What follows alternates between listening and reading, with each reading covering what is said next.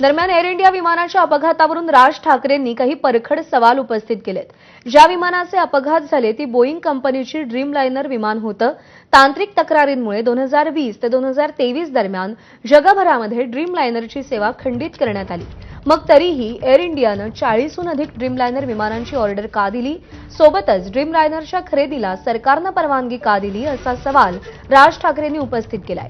विमान अपघातावरून सवाल उपस्थित करत राज ठाकरेंनी डीजीसीएवर संताप व्यक्त केला।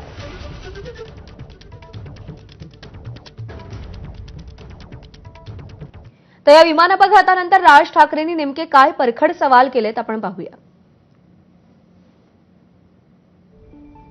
ड्रीमलाइनर बद्दल इतक्या तक्रारी आहेत हे माहीत असून सुद्धा आपण ही विमानं का वापरू देत होतो? डीजीसीएनं यावर कधीच कोणतीही कारवाई का केली नाही? हे विमान 28 जानेवारी 2014ला एअर इंडियाच्या सेवेत आलं। जगभर जेव्हा ड्रीमलाइनर बद्दल तक्रारी होत्या त्याच दरम्यान आपण हे विमान ताफ्यात आणलं। एअर इंडियापासून अनेक विमान कंपन्यांनी 40हून अधिक ड्रीमलाइनर विमानांची ऑर्डर दिली। या सगळ्याला तत्कालीन सरकारनं परवानगी का दिली?